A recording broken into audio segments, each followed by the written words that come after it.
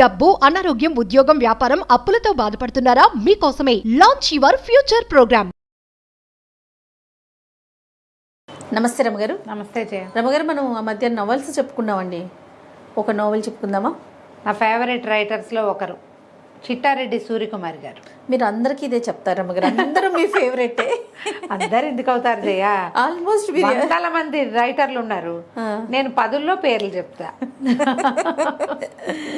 Okay. బాగా చిన్నప్పుడు చదివిన పుస్తకం జయ ఇది. నేను ఒక 10th అలాగా. ఓకే, బాగుంటుంది. అయితే సూర్యకుమార్ గారి గురించి చెప్పాలి. వీరేమన్నా డాక్టర్ ఏమోనని నా అనుమానం. నవలల మీద ఇప్పుడు డాక్టర్ చిట్టారెడ్డి అని నేను చూడలే. ఇప్పుడు మెడికల్ టెర్మినాలజీ, మెడిసిన్కి సంబంధించిన విషయాలు చాలా విశదంగా చెప్తారు. మెడికల్ కాలేజీలో జరిగే ర్యాగింగ్లు, అవన్నీ బాగా, నర్సులు వాళ్ళు వేసుకునే బట్టలు, వాళ్ళు చేసే పనులు, ఆపరేషన్ థియేటర్ సంగతులు, అవి భలే వివరంగా చెప్తారు. Okay. And more over Suryakumar గారి దగ్గర ఒక ప్రత్యేకమైన క్వాలిటీ మిగిలిన రైటర్స్లో తక్కువ ఉండేది, వీరిలో బాగా ఎక్కువ ఉండేది ఏంటంటే ప్రతి క్యారెక్టరు పరిచయం చేస్తూ వారికి ఒక చిన్న కథ చెప్తారు. క్యారెక్టర్కి వాళ్ళ జీవితానికి సంబంధించిన కొన్ని, వాళ్ళు ఎలాంటి వాళ్ళు అనేది వాళ్ళకి సంబంధించిన కథ వివరంగా ఇచ్చేస్తారు. హైలైట్ బాగుంటుంది. ఎంత బాగుంటాయో. ఓకే. చాలా విషయాలు, చాలా వ్యక్తుల గురించి. ఆ ఆపరేషన్ థియేటర్లో పనిచేసే ఒక క్యారెక్టర్, అతనిది ఒక చిన్న కథ బ్రీఫ్గా ఇచ్చేస్తారు. విశ్వనాథ్ సత్యనారాయణ గారిది కూడా ఇలాంటి ఒక తరహా ఉంటుంది. ఆయన దగ్గర కూడా క్యారెక్టర్ పరిచయం చేసేటప్పుడు వాళ్ళకి సంబంధించిన వివరం ఇవ్వడం చాలా బాగుంది అనిపించేది నాకు ఇష్టం ఆయన. విశ్వనాథ్ సత్యనారాయణ గారు ఆల్ టైమ్ ఫేవరెట్. అదే. సూర్యకుమార్ గారివి 3-4 నవెల్స్ చాలా బాగుంటాయి. అండ్ ఇంకోటి ఏంటంటే నాకు గుర్తుండి, నేను 10th క్లాస్లో ఉన్నప్పుడు లేదా ఇంటర్ ఫస్ట్ ఇయర్ సెకండ్ ఇయర్లో ఉన్నప్పుడు గణపతి సచ్చిదానంద స్వామీజీ గురించిన ఒక సీరియల్ రాశారు వీరు. సచ్చిదానంద స్వామీజీ ఇప్పుడు ఉన్నారు కదా మైసూరు. అవునండి. అయితే వారి కథ ఈవిడే రాశారు. భలే వివరంగా ఉండేది. ఇప్పుడు నేను కథ చెప్పు అంటే నేను చెప్పలేను, కానీ ఆ ఏజ్లో నన్ను ఎక్కువ అట్రాక్ట్ చేసింది జయ. ఓకే. ఆ పుస్తకం, ఆ సీరియల్ చదవటం వల్లే నాకు స్వామీజీ వారి గురించి తెలిసింది. తర్వాత ఈ మన శ్వేతార్క గణపతి తెలుసు కదా నీకు? జిల్లేడు చెట్టు మొదలు గణపతిగా రూపొందటం ఆ పుస్తకంలో చదివాను నేను. అప్పుడు అది సీరియల్గా వచ్చేది. ఆంధ్రభూమిలో వచ్చిందేమోనని అనుకుంటున్నా, బాగా ఖచ్చితంగా జ్ఞాపకం లేదు. ఓకే. వీరి వల్లే అది తెలుసుకున్నాను అనమాట. అందులో ఎన్ని రకాల క్యారెక్టర్సు, వాళ్ళ కథలు. ఇవాళ మనం ఏం చెప్దామంటే, ఇది నేను ఇందులో పెద్ద స్టోరీ ఉందని నేను అన్నాం. చాలా క్యారెక్టర్ల సమాహారంగా కనపడుతుంది, బ్రీఫ్ స్టోరీ. ఓకే. కన్నెపిల్లలు, 2 అమ్మాయిల కథ ఇది. ఇది ఉదాత్త చరిత్రలు కూడా బాగుంటుంది. నెక్స్ట్ టైం చెప్పుకుందాం తప్పకుండా. వీరితో నాకేమి పర్సనల్ టచ్ అవి ఏం లేవు, చాలా కాలం క్రితం చదివినవి కదా. నేను కొంతమంది రైటర్స్ తోటి అయితే మనం మాట్లాడుతుంటారు, అవకాశం ఉంది. వీరితోటి నేను తెలుసుకోలేకపోయాను అట్లా. ఒకవేళ ఇది విన్నాక మన విధి విన్యాసాలు చెప్పినప్పుడు వాళ్ళ అమ్మాయి నాతో మాట్లాడారు, రైటర్ అమ్మాయి కౌశల్యాదేవి గారు, అంతే కదా, మాట్లాడారు. ఇప్పుడు కూడా అవకాశం ఉంటుంది. నండూరు రామ్మోహన్ రావు గారు అమ్మాయి కూడా టచ్లోకి వచ్చారు. వీరు కూడా అట్లా ఎవరైనా వస్తే ఇంకా సంతోషంగా ఉంటుంది. అది నాకు చాలా ఇష్టమైన రచయిత్రులలో చిట్టారెడ్డి సూర్యకుమార్ గారు ఒకరు. బాగుంటాయి కథలు. అయితే ఇది వందన, సరిత అని 2 అమ్మాయిలు, కన్నెపిల్లలు. వీళ్ళు ఏంటంటే స్కూల్ ఫ్రెండ్స్. మనకి ఇది ఎక్కడి నుంచి పరిచయం చేస్తారు కదా. వందనేమో స్టాఫ్ నర్స్గా పనిచేస్తుంది, సరితేమో స్కూల్ టీచరు. ఓకే. ఓ టీచరు వీళ్ళిద్దరు కలిసి ఒకే ఊళ్ళో కలిసి ఉంటారు. వీళ్ళు ఏంటంటే స్కూల్లో కలుసుకున్నారు, హై స్కూల్లో. వందన ఇంచుమించుగా అనాథ. వాళ్ళ అమ్మ వాళ్ళు ఉన్నారు, కానీ కొంచెం పెద్దయ్యాక అమ్మ చనిపోయింది. ఒక మేనబావ ఉన్నాడు, అతనేమో డిఫెన్స్లో ఎక్కడో పనిచేస్తున్నాడు, యుద్ధానికి మన సైనికుడిగా చేరాడనమాట. ఆర్మీలో ఉన్నాడు. ఎప్పుడో బావ వచ్చి తనని పెళ్లి చేసుకుంటాడు అనుకుంటుంది. అయితే 10th క్లాస్ దాకా, SLC దాకా కలిసి చదువుకుంటారు వీళ్ళు. సరిత ఒక పోలీస్ ఆఫీసర్ గారి కూతురు, కొంచెం ధనికుల కింద లెక్క. వందన పేదింటి అమ్మాయి, కానీ వీళ్ళిద్దరూ చాలా క్లోజ్ ఫ్రెండ్స్గా ఉంటారు. ఓకే. స్కూల్లో కలుసుకుంటారు. ఆ స్కూల్లో విషయాలు చెప్పేటప్పుడు కూడా క్రిస్టియన్స్ మిషనరీ స్కూలు, దానికి హాస్టల్ ఉండటం, హాస్టల్లో ఏమిటో నీకు ఆ వందన నీ తేనెకళ్ళు ఇంకా తేలిపోతున్నాయంటే అన్నంలో పురుగులు వస్తున్నాయని చెప్తుంది అనమాట. అన్నంలో పురుగులు వస్తున్నాయి, కళ్ళకి మంచిది, ఒంటికి బలం అని చెప్పారు అంటుంది. ఈ అమ్మాయి కూడా చిన్నమ్మాయి సరిత కూడా హాస్టల్లో చేరి వాళ్ళ మీద బోల్డ్ అన్ని కంప్లైంట్లు ఇచ్చి అలా చేస్తుంది అనమాట. సరిత చిచ్చుబుడ్డి, ఇంట్లో ఏమో చిచ్చు అనే పిలుస్తారు అమ్మాయిని. ఈ వందన పాపం అమాయకంగా మెత్తగా ఉంటుంది, మృదువుగా ఉంటుంది మనిషి. ఈ ఇద్దరు 10th క్లాస్ అప్పుడు 8th 9th క్లాసుల్లో వచ్చి చేరుతుంది వెళ్ళి స్కూల్లో. ఆయనకి ట్రాన్స్ఫర్లు అవుతున్నాయని తండ్రికి ఈ స్కూల్లో వేస్తారు. మొదట ఏదో వచ్చేది ఇంటి నుంచి, తర్వాత హాస్టల్లో చేరిపోతుంది. 10th క్లాస్ ఈ అమ్మాయి ఫెయిల్ అవుతుంది, ఆ అమ్మాయి పాస్ అవుతుంది. ఓహో, 10th ఫెయిల్ వందన. ఫెయిల్ అయితే ఏం చేస్తుంది, నర్సింగ్ ట్రైనింగ్లో చేరిందనమాట. అప్పుడు ఎస్ఎల్సి కాలం ఇది. అదే మన 10th క్లాసు కంటే ముందే. ఎస్ఎల్సి అంటే ఇంటర్ వరకు కదా రమ్మగారు, +1 +2 కలిపితే కదా ఎస్ఎల్సి. అది నాకు తెలీదు, నేను అట్లా విన్నా. అలాగా అయి ఉంటుంది బహుశా. ఓల్డ్ ఎస్ఎల్సి అంటే మన ఇంటర్మీడియట్ తో సమానంగా ఈక్వల్ అని 12th క్లాస్ ఏమో మరి అనుకుంటున్నాను రమ్మగారు. అయి ఉండొచ్చు. ఈ అమ్మాయి ఏమో ఒక అమ్మాయి వందనేమో నర్స్ ట్రైనింగ్కి వెళ్తుంది, సరితేమో కాలేజీలో చేరుతుంది. ఓకే. తర్వాత స్కూల్ టీచర్గా వస్తుంది అనమాట. కొంతకాలం ఈ అమ్మాయి ఒకళ్ళకొకళ్ళు ఉత్తరాలు రాసుకోవటము, ఎప్పుడు కలిసే ఉంటారు, మాట్లాడుకుంటూ ఉంటారు. అప్పటికి ఫోన్లు కొంచెం తక్కువ కదా, ఈ ఫోన్లు పబ్లిక్ ఫోన్లు అవి లేవు. ఏదో ఒక ఆఫీసుల్లో, కాలేజీల్లో, హాస్పిటల్స్లో ప్రత్యేకంగా ఇంత దెబ్బ ఫోన్లు ఉండేవి. ఈ వ్యవహారం కాదుగా ఉత్తరాలు రాసుకోవటం అనమాట. వీళ్ళు ఒక బిల్డింగ్లో అద్దెకుంటారు. ఆ బిల్డింగ్లో ఉన్న ప్రతి క్యారెక్టర్ని పరిచయం చేస్తారు. వీళ్ళిద్దరు అమ్మాయిలు 20 ఏళ్ల వాళ్ళు, అందంగా ఉంటారు, చక్కగా ఎప్పుడు నవ్వుకుంటూ ఉంటారు. చుట్టుపక్కల వాళ్ళందరూ ఎలా ప్రవర్తిస్తారు వీళ్ళతోటి అవి చూపిస్తారు. ఈ కథ నేను చెప్పే కథ, ఇందులో పెద్ద స్టోరీ రాదు. ఈ పుస్తకం దొరికితే చదవండి, డెఫినెట్లీ యూ విల్ ఎంజాయ్. ఓ, అసలు ఆ క్యారెక్టర్స్ పరిచయం చేయటము, క్యారెక్టర్ కథ చెప్పటము అమోఘంగా ఉంటుంది, బాగుంటుంది, చాలా బాగుంటుంది. ఆ బిల్డింగ్లో ప్రతి వాళ్ళు అప్పులకి రావటం, పంచదార ఉందా, అది ఉందా, ఇది ఉందా అని. మేము అదేదో వచ్చి కూర చేస్తాం, మీకు పంపిస్తాం, మీరు మాకు ఇది ఇవ్వండి అని. ఉగ్గుకినతో ప్రాన్స్ కర్రీ తెచ్చిందిట పనిపిల్ల. అది ఉందా, అది నీళ్ళు అయిపోవటము, మోటార్లు వేయటము. ఈ సరితకి ఏంటంటే అందరికీ పేర్లు పెడుతుంది అనమాట. ఆ బిల్డింగ్ రాసమణి గారని ఒక ఆవిడది. ఆవిడ ఏం చేస్తుంది, పెద్ద సైట్ ఉంటే వెనకాల బోల్డ్ అని చెట్లు వేసుకుని పువ్వు పిద్ద ఒకటి కూడా బయటికి రానేది అని వాళ్ళే వాడుకుంటారు. అందరి దగ్గర రెంట్లు కలెక్ట్ చేస్తుంది. ప్రతి వాళ్ళ ఇంటికి ప్రతి వాళ్ళ మీద దృష్టి. వాళ్ళ దగ్గర భీముడు అని ఒక పనివాడు ఉంటాడు, సన్నగా ఉంటాడు అనమాట, బక్క భీముడు అంటుంది. పేర్లు పెడుతుంది అనమాట ప్రతి వాళ్ళకి. తనతో పనిచేసే స్కూల్ టీచర్లు, వాళ్ళ క్యారెక్టర్స్ కూడా పరిచయం చేస్తారు. ఈ వందన హాస్పిటల్లో పనిచేస్తుంది. ఈ అమ్మాయి అందంగా ఉంటుంది. చాలామంది ట్రై చేస్తుంటారు. హాస్పిటల్స్లో ఉండేటువంటి ఏమంటారు, కొన్ని దుర్మార్గాలు, వ్యక్తుల్లో ఎలాంటి భావాలు ఉంటాయి, ఎంత చులకనగా ఉంటారు మనుషులు, ఆడపిల్లల్ని ఎంత చులకనగా చూసేవాళ్ళు, అవి కనపడతాయి. ఓ తాయారమ్మ గారని ఒక ఆవిడ ఎంతసేపు భర్తను వదిలిపెట్టేసి కొడుకు దగ్గర ఉంటుంది.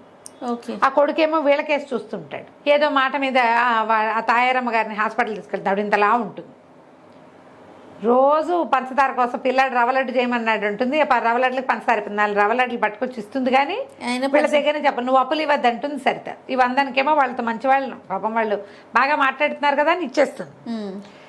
ఇలా కథ నడుపుతూ తీసుకెళ్తారు ముందుకి. తను నర్సు ట్రైనింగ్ ఎలా చేసింది అనేది ఉత్తరాల రూపంలో చూపిస్తారు. వందన ఎక్కడికో వెళ్ళింది, సరిత ఒకతే ఉంది ఇంట్లో. పాత ఉత్తరాలన్నీ తీసి చదువుకుంటుంది. ఇప్పుడే నర్స్ ట్రైనింగ్ పూర్తి చేసి అంటుంది అనమాట. 10-15 ఉత్తరాలు ఏమేమి ఉన్నాయి, ఎలా ఉన్నాయి, మధ్యలో ప్రెగ్నెన్సీలు, ఎవరెవరివో అలాంటివన్నీ తీసుకొస్తారు. ఎంత తాపీగా పోతుందో, కానీ ఇంట్రెస్టింగ్గా ఉంటుంది. ఓకే, కథ ఆసక్తికరంగా ఉంటుంది. సరే, ఇద్దరు కలిసి సినిమాలకు వెళ్ళటం. అప్పట్లో సినిమాకి వెళ్ళటం ఒక ప్రత్యేకమైన ఇది, సరదా. మేము కూడా అలాగే వెళ్ళేవాళ్ళం. ఆదివారం వస్తే సినిమాకి వెళ్ళాలి. ఇంకేం లేదు, టీవీలు లేవు కదా, ఇంకా అదే ఎంటర్టైన్మెంట్. టీవీలు లేవు, ఫోన్లు లేవు, ఏం చింతపిక్కలు ఆడుకునేవాళ్ళం ఎండాకాలం. అప్పుడప్పుడు వారానికి 10 రోజులకు ఒక సినిమాకి వెళ్తూ ఉంటాం. చూసిన సినిమా మళ్ళీ చూస్తుండేవాళ్ళం. వీళ్ళిద్దరు గట్టిగా మాట్లాడడం. సరిత పెద్ద గొంతు. ఓకే. వందన కొంచెం ముద్దుగా మాట్లాడుతుంది, చిన్నగా మాట్లాడుతుంది. ఈ తాయారమ్మ గారు కొడుకునితో పాటు ఉంటుంది. భర్త ఏమో ఊళ్ళో ఉంటాడు.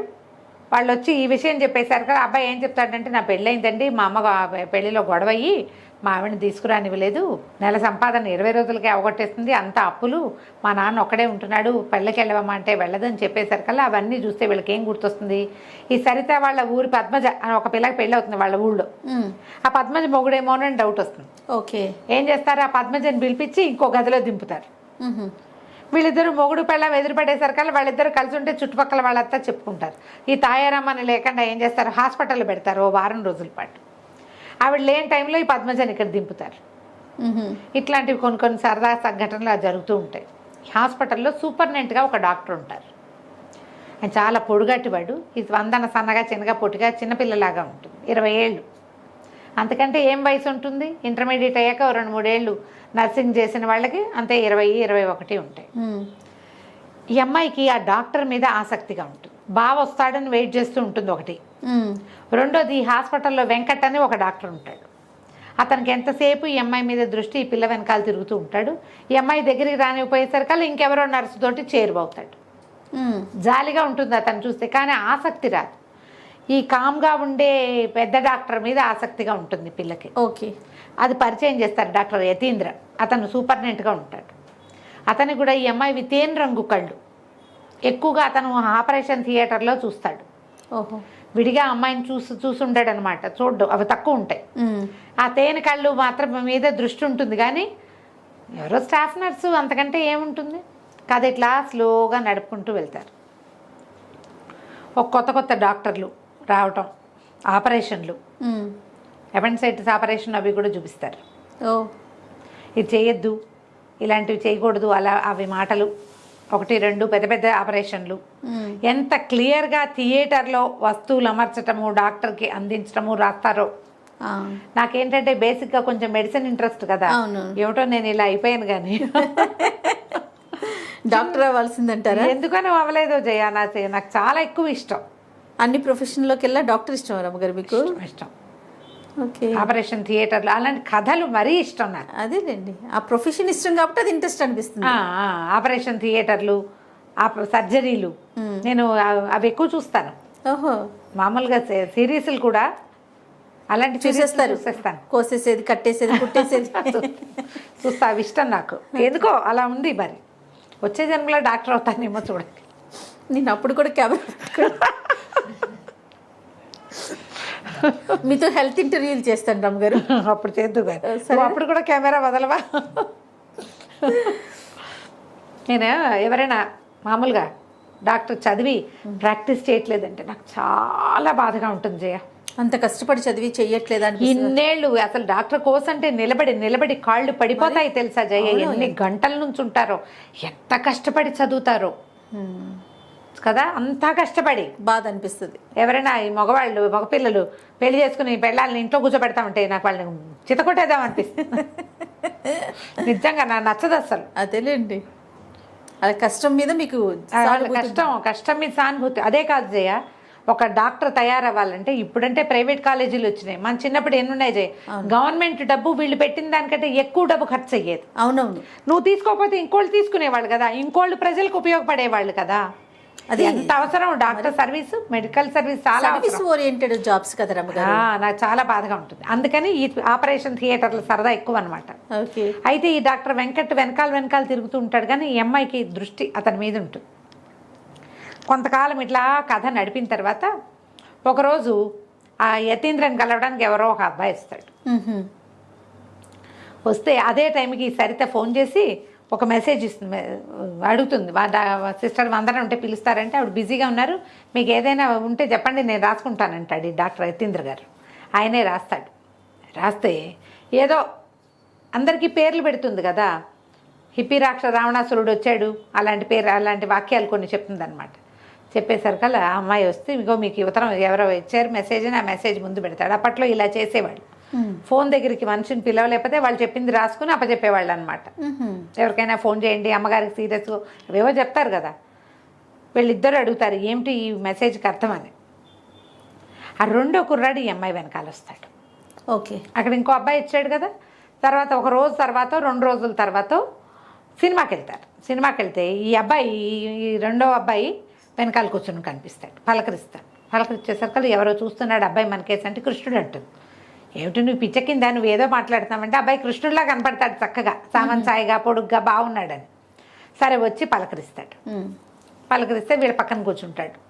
డాక్టర్ గారి దగ్గరికి వచ్చాడు, వాళ్ళ ఫ్రెండో ఎవరో అని చెప్తుంది. ఏం చదువుతున్నా అంటే ఎంబీ చదువుతున్నాను, బహుశా మాస్టర్ ఆఫ్ బిజినెస్ అయ్యి ఉంటుంది. ఎంబీఏ అనరు, ఎంబీ అని చెప్తారు. సెకండ్ ఇయర్ చదువుతుంటే మనకంటే చిన్నవాడైతే మాట్లాడచ్చు అనుకుంటారు వాళ్ళు. చిన్నపిల్లాడు చదువుకుంటున్నాడు కదా, కానీ కుర్రాడు అబ్బాయి వీళ్ళు పక్కన కూర్చుంటాడు. కూర్చుని వీళ్ళిద్దరు కబుర్లు వింటాడు. ఎక్కడికైనా వెళ్ళిపోదాం. అది ఏమవుతుందంటే ఈ హాస్పిటల్లో ఉండగా ఈ అమ్మాయి ఈ డాక్టర్ వెంకట్ ఏమో తన వెనకాల పడుతున్నాడు. అతన్ని ఇది చేయదు. అక్కడ డాక్టర్ కృష్ణయ్య అని ఒక ఆయన ఉంటాడు. ఆయన చాలా మర్యాదస్తుడు అనుకుంటుంది. ఒకరోజు థియేటర్లో అతనితో పాటు ఒంటరిగా ఉంటే అతని అమ్మాయి మీద అఘాయిత్యం చేయబోతాడు. చేయబోయేసరికల్లా అరిచి కేకలు పెడుతుంది. ఇతను యతీంద్ర వచ్చేస్తాడు. ఆయన వస్తాడు సూపరింటెండెంట్ వచ్చి డాక్టర్ని కేకలేసి పంపిస్తాడు. ఏంటి నీ మీద ఇలాంటి కంప్లైంట్స్ వస్తున్నాయంటే ఈ పిల్ల పోట్లాడే గట్టిగా అరిచేస్తుంది అనమాట. చేసిన వాడిని వదిలేసి నన్ను విక్టిమ్ని నన్ను అడుగుతారేంటి? ఇక్కడ శీలంగా మర్యాదగా ఉండాలని అనుకునే వాళ్ళకి దారి లేదు. ఇలా ఎవడో ఒకడు వచ్చి మీద పడతాడు, మీరేమో మమ్మల్ని సంజాయిషి అడుగుతారు. అతని మీద ఇష్టం వచ్చేస్తుంది. అంతకుముందు అంత ఎంతసేపు రూమ్ తుడిచిపెట్టి అతను వచ్చేసరికల్లా రూమ్ క్లీన్గా ఉంచి ఆపరేషన్ థియేటర్లో అతని పక్కనే నుంచుని అంటే ఒక ఇది ఉందన్నమాట. ఇన్ఫాక్చుయేషన్, ఒక ఆకర్షణ ఉంటుంది అతని మీద. అతను రివర్స్లో అడిగేసరికల్లా భరించలేకపోతుంది. ఎక్కడికైనా వెళ్దాము 4 రోజులు, నాకు విసుగ్గా ఉంది, నాకు కష్టంగా ఉందంటు. ఈ అబ్బాయి ఏమంటాడంటే నేను హైదరాబాద్ వెళ్తున్నాను, మీరు వస్తారా అంటాడు. సరే ఆలోచించుకుని సరే వెళ్దాం. చిన్నపిల్లాడు కదా, చిన్న కుర్రాడు, చదువుకుంటున్నాడని వెళ్దాం అనుకుంటారు. సరే తీసుకెళ్తాడు హైదరాబాద్కి కారులో. వెళ్తారు, ఏదైనా ఎంజాయ్ చేయాలనుకుంటారు.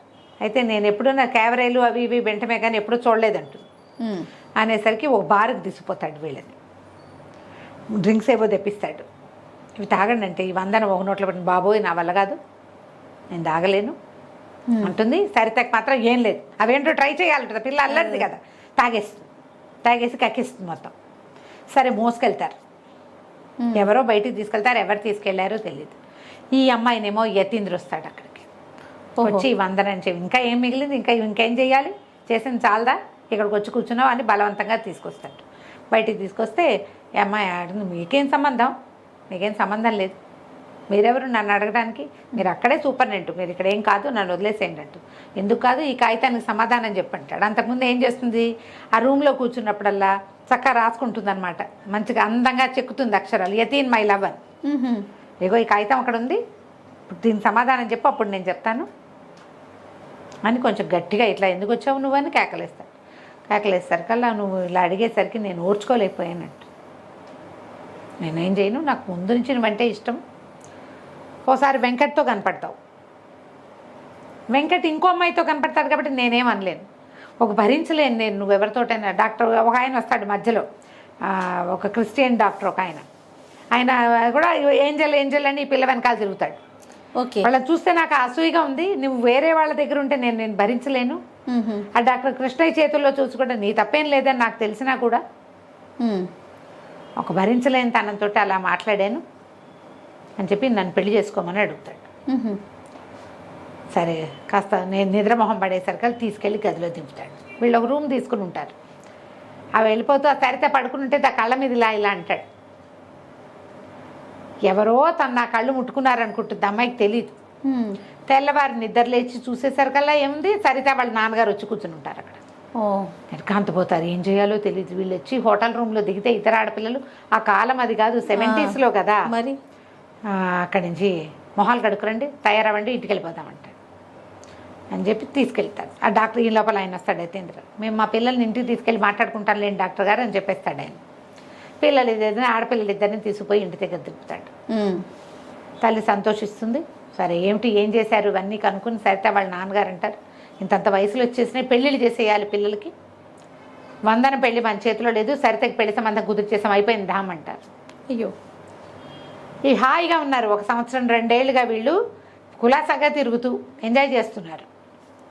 పెళ్ళి అంటే ఎవరో పేరు తెలియని వాడి దగ్గరికి వెళ్ళిపోవాలి, ఇంకో మొహం తెలియని వాడి దగ్గరికి. ఈ అమ్మాయి బావ వచ్చి పెళ్లి చేసుకుంటాడన్న ఉద్దేశంతోనే ఉంటుంది, కానీ అతను రాలేదు. వీళ్ళు స్కూల్లో ఉన్నప్పుడు వచ్చాడు, మళ్ళీ ఉత్తరాలు తప్పిస్తే మరొకటి లేదు. ఒకవేళ బావకి ఏం చెప్తావు నువ్వు అని అడుగుతుంది. ఒకవేళ అతను వస్తే ఏం చెప్తావంటే అతనికి ఏమి నా మీద ఇంట్రెస్ట్ లేదేమో, ఎందుకంటే హాస్పిటల్ అడ్రస్కి ఒక ఉత్తరం కూడా రాయడు, పోస్ట్ బాక్స్కి రాస్తాడు, నర్సుకు ఉత్తరాలు రాస్తున్నాడని చుట్టుపక్కల వాళ్ళు అనుకుంటారేమోనని నన్ను అవాయిడ్ చేస్తున్నాడు బావా అని చెప్తుంది. ఓకే. చెప్తే ఏం చేస్తాడో చూద్దాం వచ్చాక. బావ అంటే అభిమానమే, నాకు రక్త సంబంధం ఎవరు లేరు, బావ తప్ప, అందరు పోయారు, కుటుంబం లేదు, చూద్దాం అనుకుంటారు. తీరా ఏమవుతుంది, సాయంకాలం పెళ్లి వాళ్ళు వస్తారని చెప్పి చూస్తుంటే కారులో నుంచి ఆ మహేంద్ర దిగుతాడు. ఎవరు ఈ అబ్బాయి, వీళ్ళని తీసుకొచ్చాడు కదా, మహి అని పిలుస్తుంటారు వాడిని, మహేంద్ర అబ్బాయి పేరు. దిగేసరికి చిన్నోడు అనుకుంటున్నారు. వచ్చేసరికి ఇగో ఎవరో పెళ్ళికొడు కాదు మన ఫ్రెండే వచ్చాడని పరిగెత్తుకుంటూ వెళ్తే హాయ్ మహి అనుకుంటూ వెళ్ళేసరికి లోపల నుంచి ఇంకొక ఆవిడ దిగుతుంది.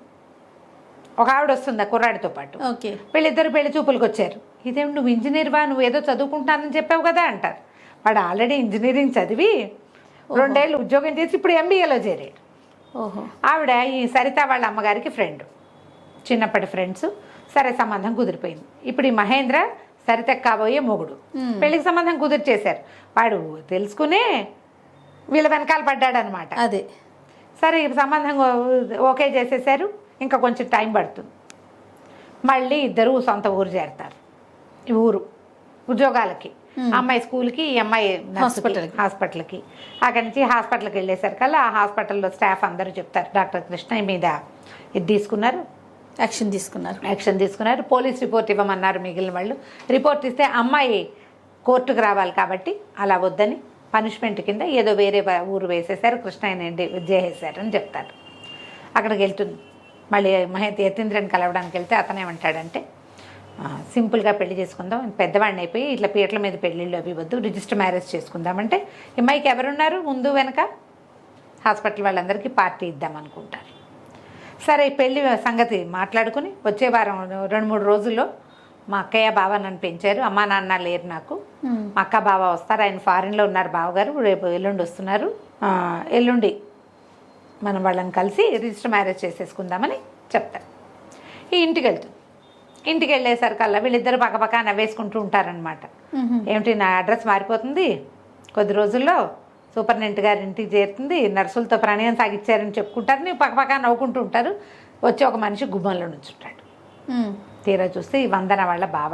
నిర్ఘాంతపోతారు. ఏమిటి పెళ్ళి కుదుర్చుకున్నాక ఇప్పుడు ఇతను వస్తే ఏం చెప్పాలి, కాసేపు మాట్లాడాలంటే సరే ఎక్కడ మాట్లాడాలి, ఈ ఇల్లంతా ఇరుక ఉంది, మేడ మీదకి వెళ్దామని మేడ మీద వచ్చి ఆపేసుకుని కూర్చుంటారు. సరితా నువ్వు కూడా రా అని తీసుకుపోతాడు. ఇప్పుడు నేను సైన్యంలో ఉన్నా కదా, నాకు ఏదైనా అయ్యిందంటే నువ్వేం చేస్తావు అంటాడు. నువ్వు బతుకుంటావా వందన అని అడుగుతాడు. వందన అంటుంది, బాబా నువ్వు చాలా క్లోజు, రక్త సంబంధం, నువ్వంటే ఎంతో అపేక్ష, అయ్యో నా ఆత్మబంధువు పోయాడని బాధపడతాను కానీ నీకోసం నేను చనిపోలేను బాబా అంటే అప్పుడు చెప్తాడు అతను, నేను ఆల్రెడీ పెళ్లి చేసేసుకున్నాను. అది నీకు ఎట్లా చెప్పాలి, నా మీద ఆశ పెట్టుకుని ఉంటావు, చిన్నపిల్లవి, నేను నీకు ఎట్లా చెప్పాలా అని బాధపడుతున్నాను. నువ్వు నా కోసం ప్రాణం పెట్టకపోతే నాకే భయము లేదు. ఇప్పుడు నా మీద నేను పెళ్లి చేసుకున్నానంటే ఈ పిల్ల ప్రాణత్యాగం చేస్తానంటే ఆ కాలం అది అప్పటి కాలం అది, ప్రాణత్యాగాల కాలం, సూసైడ్ చేసేసుకోవటం.